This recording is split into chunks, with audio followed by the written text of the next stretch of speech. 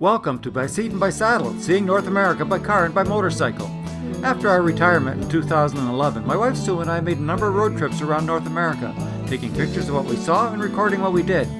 Thinking our experiences might be interesting to others who might not be able to travel where we did, we decided to preserve and share our travel diaries. We had a great little Suzuki motorcycle that we rode around home, and if we wanted to explore roads far from home, we carried it on a tiny Canadian snow bear trailer.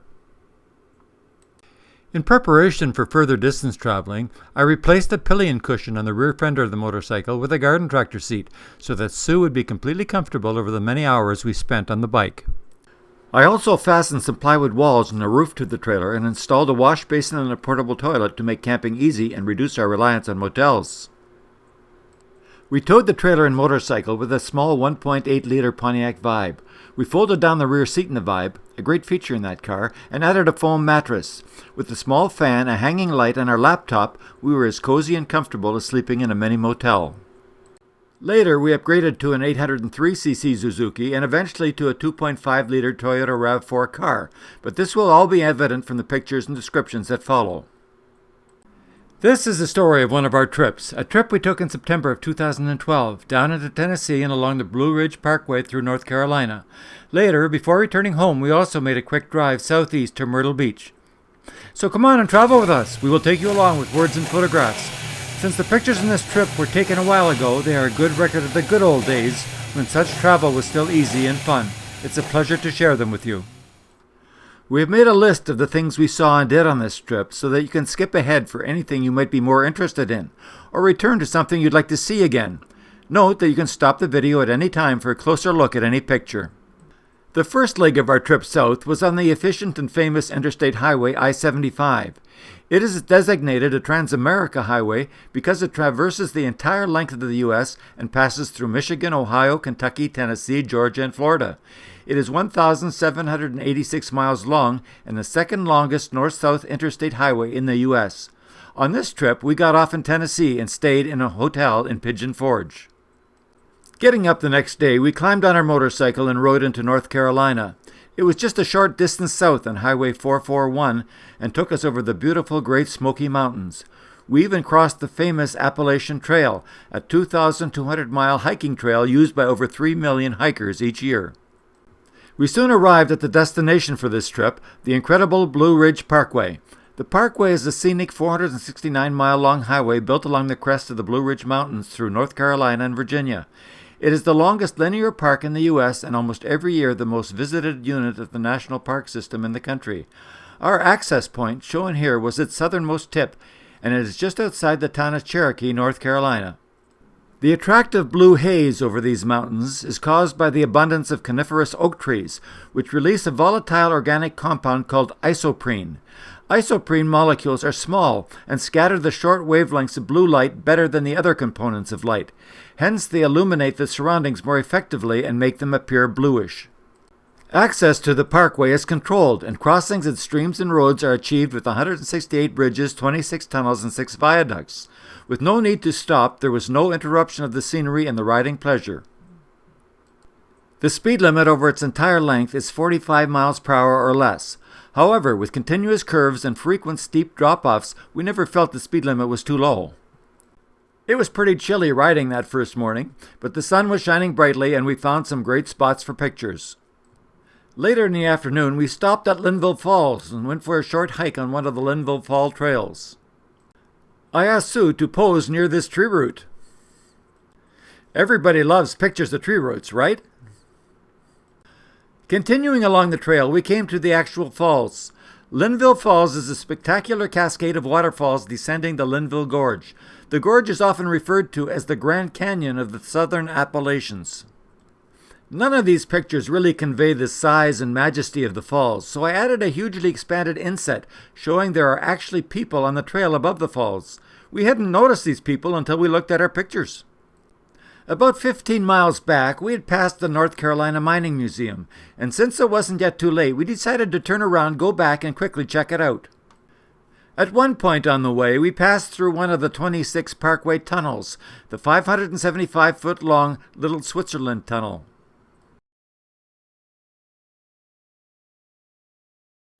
When we reached the mining museum, I immediately focused on the machinery. This was likely a 1930 Ford Model AA dump truck. There was also lots of other interesting mining machinery just sitting outside rusting away. This old Fordson tractor, Model F, was probably built between 1917 and 20. It had all steel wheels fitted with cleats on the back for traction and flanges on the front to reduce side slip. Mass-produced by Ford and affordable, these tractors were great for veterans returning to the farm after World War I. The Mining Museum is actually part of Emerald Village, said to be North Carolina's #1 gem mining attraction. It includes a real underground mine called the Gemstone Mine. These pictures show the mouth of the mine, and the last picture shows part of the 2 flumes running up the hill from the mine entrance. The flumes contain running water, and visitors are given buckets of ore to pan for gems using the panning screens provided. Adjacent to the mine entrance and gemstone recovery flumes are representative reproductions of a company's store, a post office, and the assay office, where ore samples are tested to determine ore quality. This example of an antique rock drill shows how the drill is anchored to the rock face. The drilling cylinder is connected to a compressed air supply and then hammers a drill bit into the rock. A feed screw, rotated by the hand crank, advances the drilling cylinder and drill bit as the hole deepens. One rock sample on display showed intriguing yellow reflections, possibly gold, while another was a hollow rock containing mineral or crystal deposits. The name for such a hollow rock is a geode. The Music Museum in the Discovery Mill featured a wide variety of musical instruments and associated paraphernalia. Not too sure how these were related to mining, but there must have been frustrated musical artists, even among the miners. On the next 2 days, we again rode along the parkway and visited the little towns beside it. Just outside Dobson, we rode through the grounds of Cody Creek, a rustically attractive lure for tourists. The little covered bridge at the entrance and the antique gas station were fun to look at, and the deer antler chandeliers in the restaurant were a nice touch too. Also beside the parkway is Mount Airy, the hometown of Andy Griffith. If you still remember the Andy Griffith Show on television, you surely have gray hair, dyed hair, or no hair. Mount Airy calls itself the real Mayberry and is capitalized on the success of its hometown hero. This statue of Griffith and Opie going fishing depicts the title sequence of every episode. Such a display is called a TV Land statue, and again, Google can explain why for anyone interested. One can also ride through Mayberry in a replica of Sheriff Taylor's Mayberry squad car, perhaps the 63 or 64 Ford. Floyd City Barbershop is said to be the inspiration for Floyd the Barber in the TV series. The Snappy Lunch Diner, located just beside Floyd's, was apparently frequented by Andy Griffith as a student and was even mentioned in one episode. Now in a museum mood, we decided to cross the street to also visit the Siamese Twins Museum, just opposite the Andy Griffith Museum. This museum tells the story of Eng and Chang Bunker, 2 conjoined brothers connected at the chest who were born in Siam but became successful farmers in Mount Airy. Both married and in combination had 22 children. These 2 ladies, sisters Adelaide and Sarah Yates, were their wives. The etymology of the phrase Siamese twins is one of their enduring legacies. The museum includes pictures of multiple generations of their descendants. Before leaving Mount Airy, we were advised to stop by the North Carolina Granite Quarry, which is billed as the world's largest open-face granite quarry. Tours must be scheduled by calling ahead, which we hadn't done, and so we just took some pictures from outside the grounds and left. When we read the safety sign at the entrance, we realized this must also be the world's most dangerous place. I guess we were pretty brave just to be standing outside the fence. The following day, September 26th, when we found ourselves taking pictures of turkey vultures eating roadkill, we knew we were finally done with the Blue Ridge Parkway. So we dropped into a McDonald's, unfolded our road map, and started planning where to go next, probably north towards home. Riding north through the North Carolina countryside, we passed Cool Cycle Inc., a motorcycle repair shop in Falston. We noticed 4 motorcycles parked side by side in a space narrower than the width of a garage door. Proved you don't need a lot of space to run a big business. A bit further north in Morganton, we passed the Craig Mountain Farm. Their sign out front advertised possum seasoning. We'd only seen possums as roadkill, so we didn't think we'd ever need any of this seasoning. However, a Google search showed a bottle of it with a label that read, "The best all-purpose seasoning this side of heaven, guaranteed to contain less than 1% roadkill." Clever tongue-in-cheek marketing, hopefully. And yes, 0% is indeed less than 1%. However, we still passed on the chance to get some. A bit further, and we were in Lenore, location of a plant of the famous Thomasville Furniture Manufacturing Company. Sadly, Thomasville Furniture ceased operations in 2014, only 2 years after we took this picture. Now the weather suddenly turned warm, and the thought of the cold weather waiting for us at home was really unappealing. So we reversed our direction and scooted south. Our destination? Myrtle Beach. We were there in fewer than 5 hours. The ocean waves and beach were really exhilarating, and so we made a video clip of the waves curling onto the beach.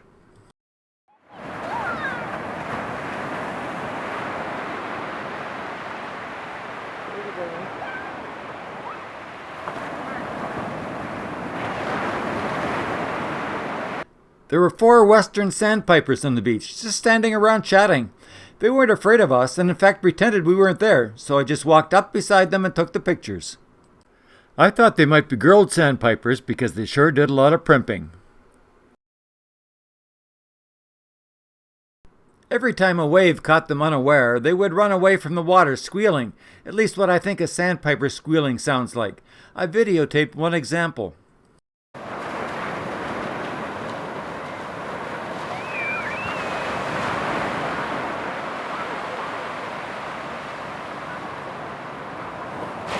We camped at Myrtle Beach State Park. It has beautiful campsites concealed by lush subtropical vegetation. It reminded us of the gorgeous campsites at Tomoka State Park in Florida, a great memory from another trip, see Trip 5, Part 4. This park also had a fishing pier equipped with sinks for cleaning catches. We happened upon this pigeon enjoying fish scraps in the sink.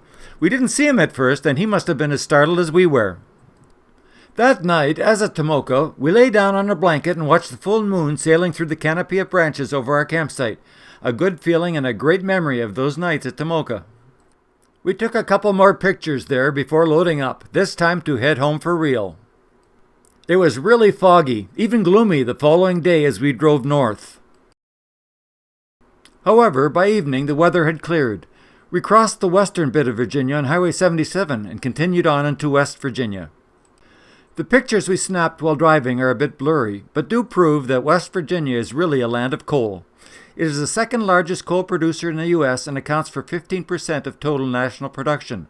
This industry provides 14,000 jobs. We spent the night in a hotel beside the river filled with coal-laden river barges. I wish we'd written down the location. At Charleston, we switched to Highway 79, which runs northeast to Morgantown and then on into Pennsylvania.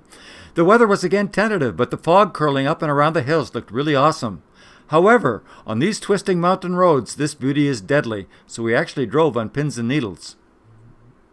As we approached the turnoff to Morgantown and the Pennsylvania state line, the rugged hills became a lot more civilized and we were able to breathe a little more easily. We were now just a few hours from home, and except for gas and the border crossing at Buffalo, we only stopped once, the Cannonsburg McDonald's in Pennsylvania. Cannonsburg is the hometown of some great musical artists, and just inside the McDonald's entrance they have posted this sample list of over 400 songs by Cannonsburg artists. Many are by Perry Como and Bobby Vinton. The extensive memorabilia inside the restaurant is like a museum to these great artists. You can check it out on Google. This concludes trip number 7. On this trip, we drove to Tennessee, unloaded our motorcycle, and rode off over the Great Smoky Mountains into North Carolina. There we got onto the longest linear park in the U.S., the Blue Ridge Parkway. The endless scenic views from the parkway were really impressive, especially from the saddle of a motorcycle. Linville Falls was exceptional, and our stop there was especially worthwhile. We also visited a couple of museums beside the parkway, the North Carolina Mining Museum near Little Switzerland and the Andrew Griffith Museum in Mount Airy. Starting for home, we suddenly realized we were not too far from a favorite destination, the Atlantic Ocean. So turning around a few short hours on highways heading southeast had us relaxing on Myrtle Beach. The sun, the sea, and the sand were a great conclusion to our fall getaway. So leaving the palm trees in our rearview mirror, we blitzed our way north and home. It was actually kind of nice looking forward to the fall harvest and country fairs that we knew awaited us.